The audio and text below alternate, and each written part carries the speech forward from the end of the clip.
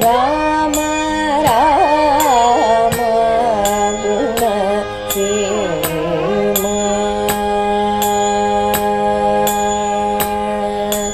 ರಾಮ ರಾಮ ಗುಣ ಸೇಮ. ಶ್ರೀಮತೆ ರಾಮಾನುಜಾಯ ನಮಃ. ಕೂಜಂತಂ ರಾಮರಾಮೇತಿ ಮಧುರಂ ಮಧುರಾಕ್ಷರಂ ಆರುಹ್ಯ ಕವಿತಾಶಾಖಾಂ ವಂದೇ ವಾಲ್ಮೀಕಿಕೋಕಿಲಂ. ಹೇಮಾದ್ರಿನಿಭಗಾತ್ರಾಯ ಸೀತಾಶೋಕವಿನಾಶಿನೇ ರಾಮಾಂಘ್ರಿ ಸೇವಕಾಯ ಸ್ಯಾದ್ ಆಂಜನೇಯಾಯ ಮಂಗಳಂ. ಪುಣ್ಯಾಂಭೋಜ ವಿಕಾಸಾಯ ಪಾಪಧ್ವಾಂ ತಕ್ಷಯಾಯ ಚ ಶ್ರೀಮಾನ್ ಆವಿರಭೂದ್ಭೂಮೌ ರಾಮಾನುಜ ದಿವಾಕರಃ. ತಸ್ಮೈ ರಾಮಾನುಜಾರ್ಯಾಯ ನಮಃ ಪರಮಯೋಗಿನೇ ಯಶ್ರುತಿ ಸ್ಮೃತಿಸೂತ್ರಾಣಾಂ ಅಂತರ್ಜಲಮಶೇಷಮತ್. ಶ್ರೀ ರಾಮಾಯಣದಲ್ಲಿ ಯುದ್ಧಕಾಂಡ ಅತ್ಯಂತ ವಿಸ್ತಾರವಾದಂಥ ಭಾಗ. 131 ಸರ್ಗಗಳ ಯುದ್ಧಕಾಂಡದಲ್ಲಿ ಹಲವಾರು ಘಟನೆಗಳು ಅಡಕಾಗಿದೆ. ಆದರೆ ಅಷ್ಟು ವಿಸ್ತಾರವಾಗಿ ಹೇಳೋದಕ್ಕೆ ಅವಕಾಶ ಇಲ್ಲ. ಕಾರಣ ನಾವೆಲ್ಲ ಸೀತಾರಾಮರ ಪಟ್ಟಾಭಿಷೇಕಕ್ಕಾಗಿ ಕಾತುರದಿಂದ ನಿರೀಕ್ಷಿಸ್ತಾ ಇದ್ದೀವಿ. ಶಾರ್ದೂಲ ರಾವಣನ ಹತ್ರಕ್ಕೆ ಬಂದ. ರಾಮ ವಾನರ ಸೈನ್ಯದ ವಿವರವನ್ನೆಲ್ಲ ರಾವಣನಿಗೆ ವಿವರಿಸ್ತಾ ಇದ್ದ. ಶ್ರೀರಾಮ ತನ್ನ ಮಹಾ ಸೈನ್ಯದೊಡನೆ ಸುವೇಲು ಪರ್ವತಕ್ಕೆ ಬಂದಿದ್ದಾನೆ. ಇದನ್ನು ಕೇಳಿದಂಥ ರಾವಣನಿಗೆ ಭಯ ಜಾಸ್ತಿ ಆಯಿತು. ಶಾರ್ದೂಲ್ನ ಮುಖ ನೋಡ್ದ. ಬಹಳ ದಿನಾವಸ್ಥೆಯಲ್ಲಿದ್ದ, ಬಹಳ ಗಾಬರಿಲಿದ್ದ. ರಾವಣ ಕೇಳಿದ, ಯಾಕೆ ನೀನು ಹೀಗಿದೆಯಾ, ಏನಾಯಿತು ಅಂತ ಹೇಳ್ತಾನೆ. ಆಗ ಶಾರ್ದೂಲ ಹೇಳ್ತಾನೆ, ಈ ವಾನರ ಸೈನ್ಯದಲ್ಲಿ ನಾನು ಪಟ್ಟಂಥ ಕಷ್ಟ ಹೇಳೋದಕ್ಕಾಗೋದಿಲ್ಲಪ್ಪ.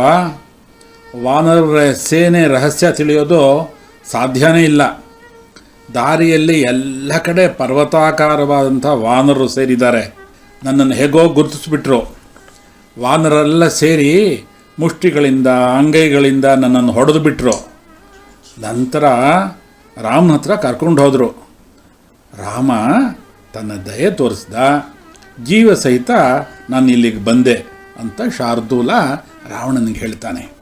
ಆಮೇಲೆ ಶಾರ್ದೂಲ ರಾವಣನಿಗೆ ವಾನರ ಸೈನ್ಯದ ಪರಿಚಯವನ್ನೆಲ್ಲ ಮಾಡಿಕೊಡ್ತಾನೆ. ನೋಡು, ಆ ಸೇತುವಿನ ಮೂಲಕ ಸಮುದ್ರವನ್ನು ದಾಟಿ ಎಲ್ಲ ಬರ್ತಾ ಇದ್ದಾರೆ. ಗರುಡ ವ್ಯೂಹದ ದೊಡ್ಡ ವಾನರ ಸೈನ್ಯದೊಡನೆ ರಾಮ ತಪ್ಪದೆ ಲಂಕೆಗೆ ಬರ್ತಾನೆ. ಶೀಘ್ರದಲ್ಲೇ ನಮ್ಮ ಹೊರಗಿನ ಪ್ರಾಕಾರಕ್ಕೆಲ್ಲ ಮುತ್ತಿಗೆ ಹಾಕ್ತಾನೆ. ನೋಡು, ನೀನು ಈಗಲೇ ಸೀತೆಯನ್ನು ರಾಮನಿಗೆ ಒಪ್ಪಿಸ್ಬಿಡು, ಇಲ್ಲದೇ ಇದ್ದರೆ ಯುದ್ಧಕ್ಕೆ ಸಿದ್ಧನಾಗು ಅಂತ ಶಾರ್ದೂಲ ಹೇಳ್ದ. ರಾವಣನಿಗೆ ಅಸಾಧ್ಯ ಕೋಪ ಬಂತು. ಸೀತೆಯನ್ನು ಒಪ್ಸೋದ, ಅದಂತೂ ಸಾಧ್ಯವಿಲ್ಲದ ಮಾತು. ಅದಿರಲಿ, ಈ ವಾನರ ಸೇನೆಯ ವಿವರಗಳನ್ನೆಲ್ಲ ಹೇಳು ನನಗೆ. ಅಲ್ಲಿರೋಂಥ ಪ್ರಮುಖರನ್ನೆಲ್ಲ ನನಗೆ ಪರಿಚಯ ಮಾಡಿಕೊಡು ಅಂತ ಹೇಳ್ತಾನೆ. ಆಗ ಶಾರ್ದೂಲ ದೂರದಿಂದ ರಾವಣನಿಗೆ ಸುಗ್ರೀವನನ್ನು, ಜಾಂಬವಂತನನ್ನು, ಹನುಮಂತನನ್ನು, ಸುಶೇಷಣ, ದಧಿಮುಖ, ಸುಮುಖ, ಅಂಗದ, ಹೀಗೆ ಎಲ್ಲ ವಾನರ ಪ್ರಮುಖರನ್ನೆಲ್ಲ ಪರಿಚಯಿಸಿ ಇವರುಗಳ ವೀರ್ಯ ಪರಾಕ್ರಮಗಳನ್ನೆಲ್ಲ ಹೇಳ್ತಾನೆ.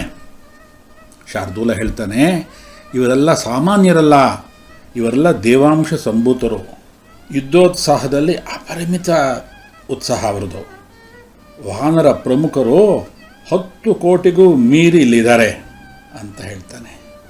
ಆಮೇಲೆ ಶ್ರೀರಾಮನನ್ನು ತೋರಿಸಿ, ನೋಡು, ಸಿಂಹದಂತೆ ಮೈಕಟ್ಟಿರುವಂಥ ಯೌವನ ಸಂಪತ್ತಿಂದ ಕೂಡಿರುವಂಥ ರಾಮನನ್ನು ನೋಡು, ಅವನೇ ಶ್ರೀರಾಮ. ಕರದೂಷಣರನ್ನು ಒಬ್ಬನೇ ಕೊಂದ, ಅವನೇ ವಿರಾಧನನ್ನು ಕೊಂದ, ಕಬಂಧನನ್ನು ಕೊಂದ. ಪರಾಕ್ರಮದಲ್ಲಿ ರಾಮನಿಗೆ ಸಮನಾದವನು ಈ ಪ್ರಪಂಚದಲ್ಲಿ ಮತ್ತೊಬ್ಬರಿಲ್ಲ ಅಂತ ಶಾರ್ದೂಲ ಮುಕ್ತ ಕಂಠದಿಂದ ಹೊಗಳ್ತಾನೆ. ಹಾಗೆ ವಾನರ ಸೈನ್ಯದಲ್ಲಿರುವಂಥ ಎಲ್ಲ ಪ್ರಮುಖರನ್ನು ಪರಿಚಯ ಮಾಡ್ತಾನೆ. ಈ ಎಲ್ಲ ವಿವರಗಳನ್ನು ಕೇಳಿದಂಥ ರಾವಣನಿಗೆ ಭಯ ಮತ್ತಷ್ಟು ಜಾಸ್ತಿ ಆಯಿತು. ತಕ್ಷಣ ಮಂತ್ರಾಲೋಚನೆ ಸಭೆ ಕರೆದ. ಎಲ್ಲರೊಡನೆ ಯುದ್ಧದ ಸಿದ್ಧತೆಗಳ ಬಗ್ಗೆ ಮಾತಾಡೋಕ್ಕೆ ಶುರು ಮಾಡ್ದ. ನಂತರ ಯೋಚನೆ ಮಾಡ್ದ, ಇದೊಂದು ಕಡೆ ಇರಲಿ, ಇನ್ನೇನಾದರೂ ಒಂದು ಮೋಸದಿಂದ ಒಂದು ಕೆಲಸವನ್ನು ಮಾಡೋಣ ಅಂತ ಯೋಚನೆ ಮಾಡ್ದ. ಆಗ ಮಾಯೆಯಲ್ಲಿ ಅತ್ಯಂತ ನಿಪುಣನಾದಂಥವನು ವಿದ್ಯುಜ್ಜಿಹ್ವ ಅಂತ ರಾಕ್ಷಸ, ಅವನನ್ನು ಕರೆದ. ನೋಡು, ಏನಾದರೂ ಒಂದು ಮೋಸ ಮಾಡು, ಒಂದು ಮಾಯೆ ಮಾಡು, ಸೀತೆಯನ್ನು ಹೆದರಿಸಬೇಕು. ಅದಕ್ಕಾಗಿ ಒಂದು ಕೆಲಸ ಮಾಡು, ರಾಮನ ತಲೆಯ ಹಾಗೆ ಒಂದು ತಲೆಯನ್ನು ಒಂದು ಸಿದ್ಧ ಮಾಡು, ಅವನ ಧನುಸ್ಸಿನಂತೆಯೇ ಒಂದು ಧನುಸ್ಸು ಬಾಣ ಸಿದ್ಧ ಮಾಡ್ಕೊ. ನಾನು ಅಶೋಕವನಕ್ಕೆ ಹೋಗ್ತೀನಿ, ಸೀತೆ ಹತ್ರ ಮಾತಾಡ್ತಾ ಇರ್ತೀನಿ, ಆವಾಗ ನೀನು ಈ ಎರಡನ್ನು ತಂದು ಅವಳ ಮುಂದೆ ಇಡು ಅಂತ ರಾವಣ ಹೇಳ್ತಾನೆ. ರಾವಣ ಸೀತೆಯನ್ನು ನೋಡಬೇಕು ಅಂತ ಅಶೋಕವನಕ್ಕೆ ಪ್ರವೇಶ ಮಾಡ್ತಾ, ಎಂದಿನಂತೆ ಸೀತೆ ಅತ್ಯಂತ ಶೋಕ ಸ್ಥಿತಿಯಲ್ಲಿದ್ದಳು. ಘೋರ ರಾಕ್ಷಸರಿಂದ ಆವರ್ತಲಾಗಿ ಕುಳಿತಿದ್ದಾಳೆ. ರಾವಣ ಹತ್ರ ಬಂದ. ನೋಡು, ಆವತ್ತಿನ ನಿನಗೆ ಎಷ್ಟು ವಿಧದಲ್ಲಿ ನಾನು ಹೇಳಿದೆ ನೀನು ನಿನ್ನವಳಾಗು ಅಂತ, ಕೇಳಲಿಲ್ಲ. ನೋಡು, ಈಗ ಸಮಯ ಬಂದಿದೆ, ಅಲ್ಲಿ ಯುದ್ಧ ಆಯಿತು, ಯುದ್ಧದಲ್ಲಿ ನಿನ್ನ ಪತಿಯಾದಂಥ ರಾಮ ಹತನಾಗಿದ್ದಾನೆ. ನೋಡು, ನನ್ನೊಡನೆ ವೈರ ಮಾಡಿದ್ದಕ್ಕೆ ತಕ್ಕ ಫಲ ಸಿಕ್ತು ಅವನಿಗೆ ಅಂತ ಅನೇಕ ರೀತಿಯ ಸುಳ್ಳು ಸಮಾಚಾರಗಳನ್ನೆಲ್ಲ ಸೀತೆಗೆ ರಾವಣ ಹೇಳಿದ. ಇದು ಮಾತಾಡ್ತಾನೇ ಇದ್ದಾಗ ಆ ವಿದ್ಯುಜ್ಜಿಹ್ವ ಬಂದ. ರಾಮನ ಶಿರಸ್ಸನ್ನು, ಅವನ ಧನುಸ್ಸು ಬಾಣಗಳನ್ನು ಸೀತೆ ಹಿಂದೆ ರಾಮನಿಗೆ ಕಳಿಸ್ಕೊಟ್ಟಿದ್ದಲ್ತ ಚೂಡಾಮಣಿ, ಇದನ್ನೆಲ್ಲ ಸೀತೆಯ ಮುಂದೆ ಆ ರಾಕ್ಷಸ ಇಡ್ತಾನೆ. ಸೀತೆ ಇದನ್ನೆಲ್ಲ ನೋಡಿದ್ಲು. ಅತ್ಯಂತ ದೀನ ಧ್ವನಿಯಿಂದ ರೋಧಿಸೋದಕ್ಕೆ ಶುರು ಮಾಡಿಬಿಟ್ಲು. ಎಂಥ ಸ್ಥಿತಿ ನಂಗೆ ಬಂದುಬಿಡ್ತು. ಅವಳ ದುಃಖ ತಡೆಯೋದಕ್ಕಾಗಲಿಲ್ಲ. ಏನು ನನ್ನ ಗತಿ ಹೀಗಾಗೋಯ್ತು, ರಾಮನನ್ನು ನಾನು ಈ ಸ್ಥಿತಿಯಲ್ಲಿ ನೋಡಬೇಕಾಯ್ತಲ್ಲ ಅಂತ ರೋಧಿಸ್ತಾ ಇರ್ತಾಳೆ. ಮಾಯಾ ರಾಮಶಿರಸ್ಸನ್ನು ಮತ್ತೆ ನೋಡ್ತಾಳೆ, ಅಳುತ್ತಾಳೆ. ನಾನು ಮುಂದಕ್ಕೆ ಏನು ಮಾಡಲಿ, ನನ್ನ ಸ್ಥಿತಿ ಏನು ಅಂತ ಅತ್ಯಂತ ದೀನ ಸ್ಥಿತಿಯಲ್ಲಿ ಅವಳು ಅಳುತ್ತಾ ಇದ್ದಾಳೆ. ಆಗ ಅಲ್ಲಿಗೆ ವಿಭೀಷಣನ ಹೆಂಡತಿ ಸುರಮೆ ಬರ್ತಾಳೆ. ಸೀತೆಯ ಈ ಸ್ಥಿತಿಯನ್ನು ಕಂಡು ಕನಕರ ಪಡ್ತಾಳೆ. ಸುರಮೆಗೆ ಸೀತೆಯ ಬಗ್ಗೆ ಮೊದಲಿಂದ ಮಧುರವಾದಂಥ ಭಾವನೆ. ಸೀತೆಯ ಹತ್ತಿರಕ್ಕೆ ಬಂದಳು. ರಾವಣ ಈ ಮೋಸ ಕಾರ್ಯವನ್ನು ಮಾಡಿದ್ದಾನೆ, ಇದು ಮಾಯಾ ಶಿರಸ್ಸು, ಮಾಯಾ ಧನುಸ್ಸು, ಅವನು ತುಂಬ ಕ್ರೂರನಾದವನು. ನನಗೆ ವಿಷಯ ಗೊತ್ತಾಯಿತು, ರಾಮ ಕೋಟ್ಯಾವಧಿ ವಾನರರ ಜೊತೆ ಸೇತುವೆಯನ್ನು ಕಟ್ಟಿ ಸೇತುವೆಯನ್ನೇ ದಾಟಿ ಹತ್ತಿರಕ್ಕೆ ಬರ್ತಾ ಇದ್ದಾನೆ. ನೀನು ಈ ಮಾತನ್ನು ನಂಬಬೇಡ, ರಾವಣನ ಮಾತನ್ನು ನಂಬಬೇಡ. ಅತ್ಯಂತ ಉತ್ಸಾಹದಿಂದ ವಾನರರೆಲ್ಲ ಲಂಕೆಗೆ ಇಷ್ಟರಲ್ಲೇ ಲಗ್ಗೆ ಹಾಕ್ತಾರೆ. ರಾಮನನ್ನು ಭಾಗ್ಯಲಕ್ಷ್ಮಿ ಕೈ ಬಿಡೋದಿಲ್ಲ.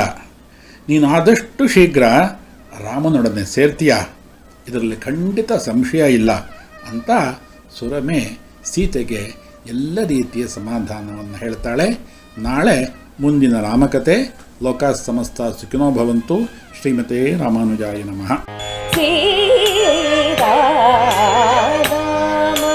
ರಾಮ ಗುಣ